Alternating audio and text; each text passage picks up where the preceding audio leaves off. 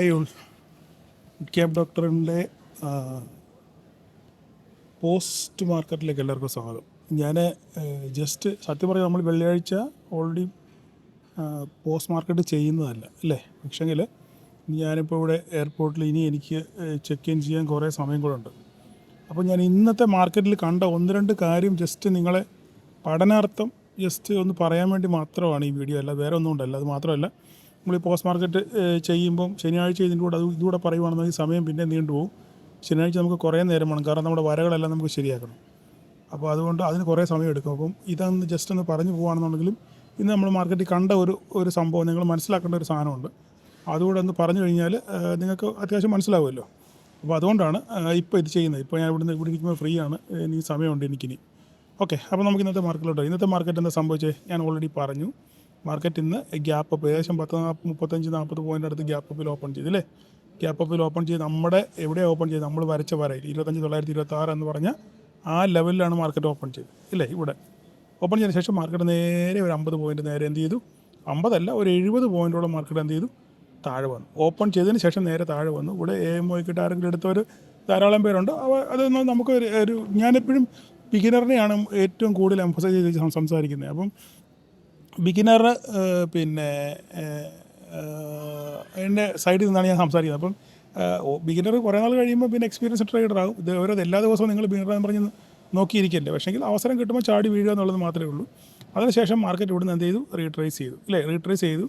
ഞാനിവിടെ ഒരു സംഭവം നിങ്ങളെ പഠിപ്പിച്ചിട്ടുണ്ട്. എന്താ സംഭവം എന്ന് പറയുമ്പോൾ നിങ്ങൾക്ക് എത്ര പേർക്കറിയാം, ഒരു റെഡ് ക്യാൻഡിൽ അല്ലെങ്കിൽ ഒരു വലിയ ക്യാൻഡിൽ വീണതിന് ശേഷം തിരിച്ച് അവിടെ ഒരു റീട്രേസ്മെൻറ്റ് ഉണ്ടാവുകയാണെന്നുണ്ടെങ്കിൽ, അല്ലെങ്കിൽ അവിടുന്ന് തിരിച്ചൊരു റിക്കവറി ഉണ്ടാവുകയാണെന്നുണ്ടെങ്കിൽ എന്താ പഠിപ്പിച്ചിരിക്കുന്നത്, പ്രീവിയസ് ക്യാൻഡിലിൻ്റെ 50% കട്ട് ചെയ്ത് ക്ലോസ് ചെയ്തെങ്കിൽ മാത്രമേ ആ ക്യാൻഡിൽ ഇൻവാലിഡ് ആകത്തുള്ളൂ. ഇല്ലെങ്കിൽ ആ ക്യാൻഡിൽ എപ്പോഴും വാലിഡ് ആയിരിക്കുമെന്ന് ഞാൻ പറഞ്ഞിട്ടുണ്ട് ഇല്ലേ.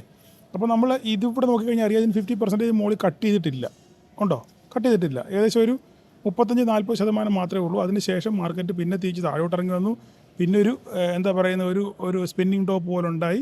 അപ്പോൾ ഇവിടെ നമ്മൾ ഇപ്പം ഒരു എക്സ്പീരിയൻസ് ട്രേഡർ, ഞാൻ ഇവിടെ ട്രേഡ് എടുത്തു, അത് വേറെ സത്യം. പക്ഷേ എക്സ്പീരിയൻസ് ട്രേഡർ ഇവിടെ ചാടി വീണ് ട്രേഡ് എടുക്കും. കാരണം അവൻ്റെ സ്റ്റോപ്പ് ലോസ് ഉണ്ട് ഇവിടെ. ഏകദേശം ഒരു 10-15 പോയിൻറ്റിന് ഒരു സ്റ്റോപ്പ് ലോസ് അവനിവിടെ, ഒരു പ്രീമിയത്തിൽ 15 പോയിൻ്റ് സ്റ്റോപ്പ് ലോസ് അവനിവിടെ ഉണ്ട്. പക്ഷേ കിട്ടുവാണെങ്കിൽ ഒരു പക്ഷേ ചിലപ്പോൾ നല്ലൊരു ക്യാപ്ചർ കിട്ടാൻ സാധ്യതയുണ്ട്. അല്ലെങ്കിൽ ചിലപ്പോൾ അവനൊരു 1000 രൂപ നഷ്ടപ്പെടും. അത്രേ ഉള്ളൂ. 1000 രൂപ ബെറ്റ് വെച്ചിട്ട് അവനൊരു നല്ല ക്യാപ്ചറിന് വേണ്ടിയാണ് അവൻ എപ്പോഴും ശ്രമിക്കുന്നത്. അപ്പോൾ അവിടെയാണ് റിസ്കി ട്രേഡറിൻ്റെ ഒരു വിജയം. അപ്പോൾ അവനോട് ട്രേഡ് എടുത്തു കഴിഞ്ഞാൽ കറക്റ്റ് മാർക്കറ്റ് പിന്നെയും താഴോട്ടൊന്ന് റീട്രേസ് ചെയ്തു, വീണ് കയറി, പിന്നെ ഒരു ബുള്ളിഷ് ക്യാൻഡിൽ ഉണ്ടായി. അതിനുശേഷം മാർക്കറ്റ് നേരെ താഴോട്ടിഞ്ഞ് പോരുമായിരുന്നു ഇല്ലേ. അവൻ്റെ സ്റ്റോപ്പ് ലോസ് ഒരിക്കലും ഹിറ്റായില്ല. അവൻ്റെ സ്റ്റോപ്പ് ലോസ് ഇവിടെയാണ് ഇല്ലേ. അപ്പോൾ അങ്ങനെ ഒരു എക്സ്പീരിയൻസ് ട്രേഡറിന് ഒരു ക്യാപ്ചർ, ഒരു നല്ലൊരു ക്യാപ്ചർ അവിടെ കിട്ടിയിട്ടുണ്ട് ഇല്ലേ. പക്ഷേ എനിക്ക് ബിഗിനറിന് ഒരു എൻട്രി പോയിൻ്റ് ഇവിടെ എങ്ങും നമുക്ക് പറയാനില്ല. ഇന്നത്തെ മാർക്കറ്റിലെ ഒരു ബിഗിനർ ഒരു എൻട്രി പോയിൻ്റ് ഇല്ല. കാരണം ഇവിടെയൊക്കെ നോക്കുകയാണെന്നുണ്ടെങ്കിൽ ഒരു എൻട്രി പോയിൻ്റ് എന്ന് പറയാൻ നമുക്കില്ല. ഇവിടെ എങ്ങും ഇല്ല. ഇവിടെ ഉണ്ടെങ്കിലും ഇവിടെ നിങ്ങളെ സ്റ്റോപ്പ് ഇവിടെ നിങ്ങൾ എടുത്തെങ്കിലും നിങ്ങളെ സ്റ്റോപ്പ് ലോസ് ഇവിടെ അടിച്ചിട്ടുണ്ടായിരിക്കും ഇല്ലേ. ഇവിടെ എടുത്തെങ്കിൽ നമുക്ക് സ്റ്റോപ്പ് ലോസ് ഇച്ചിരി കയറ്റി വെക്കും. 10 പോയിൻറ്റ് വെക്കുകയാണെന്നുണ്ടെങ്കിൽ ചിലപ്പോൾ അടിച്ച് കാണത്തില്ലായിരിക്കും. പക്ഷേ അതിന് വളരെ തുലവും ചാൻസ് വളരെ കുറവാണ്. അതിനുശേഷം വീണ്ടും മാർക്കറ്റ് താഴോട്ട് വന്നു. ഇവിടെങ്ങും നമുക്കൊരു ബിഗിനറിന് നമുക്കിവിടെ എങ്ങും ഒരു എൻട്രി ഇല്ല ഇല്ലേ. അപ്പം അല്ലാത്ത ബിഗിനർ അപ്പം എന്ത് ചെയ്യണം, അങ്ങനെയുള്ള മാർക്കറ്റ് മാറി നിൽക്കുക എന്നുള്ളത് മാത്രമേ ഉള്ളൂ. അല്ല വേറെ ഒന്നും ചെയ്യാനില്ല. നിങ്ങൾക്ക് ഷുവർ ഷോട്ട് വരുമ്പോൾ മാത്രമേ നിങ്ങൾ എന്ത് ചെയ്യാൻ പാടുള്ളൂ, നിങ്ങൾ ട്രേഡിന് മുതിരാവും. ബാക്കിയൊക്കെ നിങ്ങൾ എക്സ്പീരിയൻസ് ട്രേഡറിൻ്റെ കളികളാണ്. അപ്പം ഇവിടെ ഞാൻ ഒരു പ്രധാനപ്പെട്ട ഒരു കാര്യം ഇവിടെ കണ്ടു. അതിന് ശേഷം മാർക്കറ്റ് പതുക്കെ ഒറ്റയടിക്ക് മാർക്കറ്റ് താഴോട്ട് വരുമല്ലായിരുന്നു അല്ലേ. പതുക്കെ വന്നു, മേലോട്ട് കയറി, വീണ്ടും താഴോട്ട് വന്നു, പിന്നെ മേലോട്ട് കയറി, പിന്നെ താഴോട്ട് വന്നു. ഞാൻ പറയാൻ കാര്യം വെച്ചാൽ ഈ ഒരു ഏരിയ പറയാനാണ് ഞാൻ കാര്യം. ആക്ച്വലി ഇവിടുന്ന് മാർക്കറ്റ് തിരിച്ച് കയറേണ്ടതാണ്. ഓക്കെ, ഞാൻ പ്രതീക്ഷിച്ചത്, ഞാൻ നമ്മുടെ മെയിൻ ഗ്രൂപ്പിൽ മറ്റേ ഗ്രൂപ്പിൽ പറഞ്ഞത് 800-ന് മുകളിൽ മാർക്കറ്റ് ക്ലോസിങ് ഞാൻ പ്രതീക്ഷിക്കുന്നു. ഒരു പക്ഷെങ്കിൽ ഒരു റീട്രേസ്മെൻറ്റ് ഇവിടുന്ന് മേലോട്ട് കാണും എന്ന് ഞാൻ ഓൾറെഡി പറഞ്ഞിരുന്നു. പക്ഷേങ്കിൽ അതിൻ്റെ ഇടയിൽ ഒരു സംഭവം ഉണ്ടായി. ഇതിൻ്റെ ന്യൂസ് എന്താണെന്ന് എനിക്കറിയത്തില്ല. ഈ ക്യാൻഡിലുണ്ട്, ഇത് ഏകദേശം 13:10 1:10 ഞാനിത് ഗ്രൂപ്പിൽ എനിക്കിത് ഇട്ടെന്നാണ് എൻ്റെ വിശ്വാസം. 1:10 US മാർക്കറ്റിൽ ഇതുപോലെ തന്നെ ഒരു ഫോൾ ഉണ്ടായി. അത് കണ്ടോ, നോക്കിക്കേ നിങ്ങൾ. 1:10 കണ്ടോ, 13:10 1:10 മാർക്കറ്റിൽ US മാർക്കറ്റിൽ ഒരു നല്ലൊരു ഫോൾ, ഏകദേശം ഒരു 821 100 പോയിൻറ്റിൻ്റെ ഫോൾ ഒറ്റയടിക്ക് പെട്ടെന്ന് വന്നു. ഇതേ ഫോൾ തന്നെയാണ്. ഞാൻ വേണം നിങ്ങളെ രണ്ടും കൂടെ സെയിമായിട്ട് കാണിക്കാം.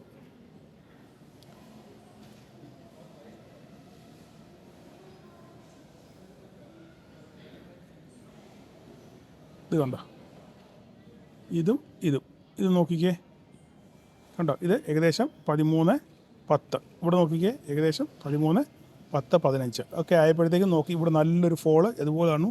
ആ ഒരു ഫോളാണ് ഈ കാണുന്നത്. അപ്പം നമ്മളെപ്പോഴും ട്രേഡ് ചെയ്യുമ്പോൾ എന്താണ് നോക്കണമല്ലോ, ഗ്ലോബൽ മാർക്കറ്റിനെ കൂടെ വാച്ച് ചെയ്യണം എന്ന് പറയുന്നതിൻ്റെ പ്രധാനപ്പെട്ട സംഭവമാണ്. ഞാനിത് വന്നപ്പോൾ ഗ്രൂപ്പിലിട്ടെന്നാണ് എൻ്റെ ഓർമ്മ, US മാർക്കറ്റിൽ ഇതുപോലൊരു ഫോൾ വന്നു എന്ന് പറഞ്ഞത്. ഓക്കെ, അപ്പോൾ ഇങ്ങനെയുള്ള കാര്യങ്ങളൊക്കെ നമ്മൾ ശ്രദ്ധിച്ചാൽ നമുക്ക് പെട്ടെന്ന് കാര്യം മനസ്സിലാകും. എന്തുകൊണ്ട് ഇപ്പോൾ നിങ്ങൾ US മാർക്കറ്റ് നോക്കാത്ത ഒരാളാണ്, നിങ്ങൾ വണ്ടടിക്കും എന്തുകൊണ്ട് കൂടി ഇങ്ങനെ ഒരു സെല്ല് വന്നു, അപ്പോൾ പിന്നെ വാർത്ത പരതി നടക്കും ഇല്ലേ. അപ്പോൾ നമ്മൾ ഇങ്ങനെയുള്ള സമയത്ത് നിങ്ങൾ ട്രേഡ് ചെയ്യുമ്പോൾ ഗ്ലോബൽ സെൻറ്റിമെൻറ്റ്സ്, ഗ്ലോബൽ മാർക്കറ്റിലൂടെ നോക്കുക.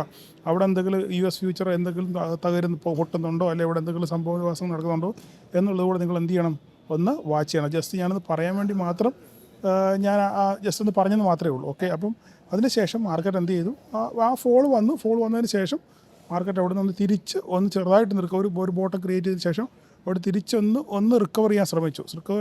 നമ്മുടെ കറക്റ്റ് നമ്മുടെ പോയിൻറ്റ് 781 വന്ന് തട്ടി വീണ്ടും തിരിച്ച് വന്നു.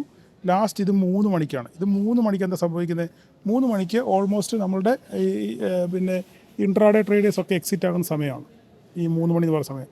ആ 3 മണിക്ക് പെട്ടെന്ന് തന്നെ ഇവിടെ ഇങ്ങനെ ഒരു വലിയ ബിഗ് ക്യാൻഡിലുണ്ടാകുന്ന കാര്യം എന്താ, ഈ ബിഗ് ക്യാൻഡിലുണ്ടാകുന്ന കാര്യം എന്ന് പറഞ്ഞാൽ ഓൾറെഡി ബിഗ് ക്യാൻഡിലുണ്ടാകുന്ന കാര്യം വെച്ചാൽ ഇവിടെ ഉള്ള ആൾക്കാരെല്ലാം ഷോർട്ട് ചെയ്ത് വെച്ചേക്കുക അല്ലേ. ഇവിടുന്ന് മുകളിൽ നിന്ന് ആൾക്കാർ ഷോർട്ട് ചെയ്ത് വെച്ചേക്കുകയാണ്. അപ്പോൾ ഈ ഷോർട്ട് എന്ത് ചെയ്യുന്നു, അപ്പോൾ ഇവിടം വരെ മാർക്കറ്റ് വന്നതിന് ശേഷം 3 മണിയായി കഴിഞ്ഞപ്പം ഈ ഷോർട്ട് ചെയ്തെല്ലാം ഫർദറായിട്ട് മാർക്കറ്റ് മുകളിലോട്ട് പോകുന്നില്ല, താഴോട്ട് പോകുന്നില്ല എന്ന് കാണുമ്പോൾ എന്ത് ചെയ്യും, അവർ ഷോർട്ട് എക്സിറ്റ് ചെയ്യുമ്പോൾ അവിടെ നിന്ന് സംഭവിക്കുന്നത് ഒരു ബൈയിങ് പ്രഷറുണ്ട്. ആ ഒരു ബൈയിങ് പ്രഷറാണ് നിങ്ങളിവിടെ കണ്ടത് ലാസ്റ്റ് 30 മിനിറ്റിലുള്ള ആ ഒരു ഹംഗാമ. അതായത് ഇത് വാങ്ങിച്ചുകൊണ്ടല്ല, ഇവിടെ മാർക്കറ്റിൽ ബൈ വന്നുകൊണ്ടല്ല, മറിച്ച് ഇവരുടെ ഷോർട്ട് അവർ എക്സിറ്റ് ചെയ്തപ്പം അവിടെ ഓട്ടോമാറ്റിക്കായിട്ട് ഒരു ബൈയിങ് പ്രഷർ വരും ഇല്ലേ. നിങ്ങളുടെ കയ്യിലുള്ള സെല്ല് നിങ്ങൾ ഒഴിവാക്കുമ്പോൾ എന്ത് ചെയ്യും, സെല്ല് എക്സിറ്റ് ചെയ്യുമ്പോൾ അവിടെ സംഭവിക്കുന്നത് ബൈ, ഞാൻ പറഞ്ഞിട്ടുള്ള ബൈ സംഭവിക്കും. അപ്പോൾ ആ ബൈയുടെ ഒരു വോളിയമാണ് നിങ്ങളിവിടെ കണ്ടത്, ഒരു ഹംഗാമയാണ് നിങ്ങളിവിടെ കണ്ടത്. അങ്ങനെയാണ് മാർക്കറ്റ് ഇത്രയും പോയിൻറ്റ് മുകളിലോട്ട് കയറിയത്. അവസാനം ഒരു 725-800 മാർക്കറ്റ് എന്ത് ചെയ്തു, ക്ലോസ് ചെയ്തു. അപ്പോൾ ഇതാണ് ഇന്ന് മാർക്കറ്റിൽ നടന്ന സംഭവം. ജസ്റ്റ് ഞാനിതൊന്ന്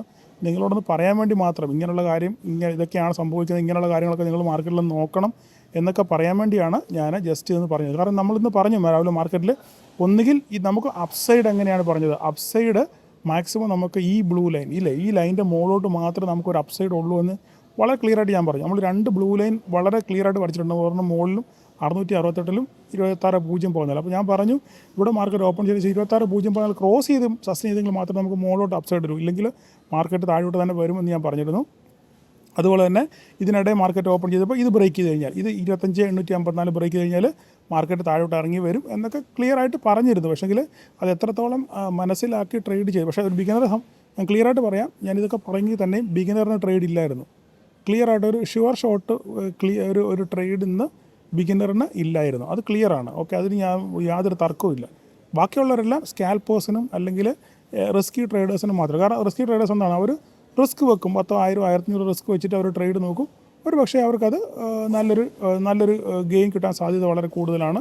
ഇല്ലെങ്കിൽ നഷ്ടപ്പെടുവാണെങ്കിൽ അവർക്ക് 1,000 രൂപയിൽ 1,500 നഷ്ടപ്പെടും. അത് മാത്രമേ ഉള്ളൂ. അവർ ബെറ്റ് വെക്കുന്നു, അത്ര മാത്രമേ ഉള്ളൂ. കാരണം അവരുടെ കൺവിക്ഷൻ മാർക്കറ്റ് താഴോട്ട് വരുന്നതാണ്. ആ കൺവിക്ഷൻ പുറത്ത് അവർ ബെറ്റ് വെക്കുന്നു, അത്ര മാത്രമേ ഉള്ളൂ. ഓക്കെ, അപ്പം ഇങ്ങനെയുള്ള കാര്യങ്ങളൊക്കെ ജസ്റ്റ് നിങ്ങളൊന്ന് മനസ്സിലാക്കിയിരിക്കുക. മാർക്കറ്റ് ഓടുമ്പം അതിൻ്റെ ബാക്കിൽ വേറെ എന്തൊക്കെ സംഭവവികാസങ്ങൾ നമ്മൾ ശ്രദ്ധിക്കണം, എന്തൊക്കെ കാര്യങ്ങൾ മനസ്സിലാക്കണം എന്നൊക്കെ ഉള്ള കാര്യങ്ങൾ നമ്മൾ, പിന്നെ ഈ ആഴ്ച മുഴുവൻ, ഇനി വരുന്ന ആഴ്ച മുഴുവൻ ന്യൂസിൻ്റെ ബഹളമായിരിക്കും. ഓക്കെ, കുറേ ഇന്നലെ മിനിയാന്നൊക്കെ കുറേ മീഡിയകൾ കള്ള വാർത്ത പറഞ്ഞുണ്ടാക്കിയാണ് മാർക്കറ്റിന് വെറുതെ 26,200 വരെയൊക്കെ കൊണ്ടുപോയത് ഇല്ലേ. അതിനുശേഷം എന്താ സംഭവിച്ചത്, ഒന്നും നടന്നില്ല. വെറുതെ മലർപ്പൊടിക്കാരൻ്റെ സ്വപ്നം പോലെ ചുമ്മാതെ ആവശ്യമില്ലാതെ ഇതൊക്കെയാണ് മാർക്കറ്റ് സംഭവം. ഊഹാപോഹങ്ങളുടെ പുറത്ത് മാർക്കറ്റ് കയറും ഇല്ലേ. അവസാനം നമ്മളാരും ശശിയായി ഇല്ലേ. ആൾക്കാർ 26,000 മുകളിൽ ഭയങ്കര ബുള്ളിഷാണെന്ന് പറഞ്ഞ് ആൾക്കാർ പൊസിഷൻ എടുത്തു. അവസാനം അവൻ്റെ തലമണ്ടയ്ക്ക് അടിച്ച് അവന് പണി കൊടുത്ത് അവനെ ഇരുത്തി ഇല്ലേ. ഇപ്പോൾ മാർക്കറ്റ് നോക്കിക്കേ, എവിടെ വന്നിരുന്നു, മാർക്കറ്റ് 25,800 വന്നിരുന്നു ഇല്ലേ. ഇപ്പോഴും നമുക്കിനി ഒരു ബുള്ളിഷ് മൊമെൻറ്റം പറയണമെന്നുണ്ടെങ്കിൽ 26,000 മുകളിലേ ഉള്ളൂ. അത് ഞാനിനി അടുത്ത ഈ മാർക്കറ്റ് വരുമ്പം അടുത്ത നമ്മുടെ വീക്കിലി അനാലിസിൽ നമുക്ക് വിശദമായിട്ട് നമുക്ക് സംസാരിക്കാം. അപ്പം ഇത്രയൊക്കെ ഉള്ളെന്ന് സംസാരിക്കാൻ. അപ്പം ജസ്റ്റ് ഞാൻ ഇവിടെ വന്ന് ചുമ്മാതിരുന്നപ്പോൾ നിങ്ങളോടൊന്ന് എന്തെങ്കിലും സംസാരിക്കണമെന്ന് വിചാരിച്ച് ഇത് കണ്ടപ്പോൾ ഈ കാര്യം ഒന്ന് പറഞ്ഞെന്ന് മാത്രമേ ഉള്ളൂ. ഓക്കെ, അപ്പോൾ അന്നേരം ഇപ്പോൾ ശനിയാഴ്ചത്തെ ലെങ്ത് നമുക്ക് കുറയ്ക്കാമല്ലോ, അത്ര മാത്രമേ ഉള്ളൂ. അപ്പം എല്ലാവർക്കും ഒരു ഹാപ്പി വീക്കെൻഡ് ആശംസിക്കുന്നു. ട്രേഡിനെ മറക്കുക, മാർക്കറ്റിനെ മറക്കുക, ഫാമിലിയായിട്ട് എൻജോയ് ചെയ്യാൻ ശ്രമിക്കുക. എല്ലാവർക്കും have A great weekend. Okay, thank you all.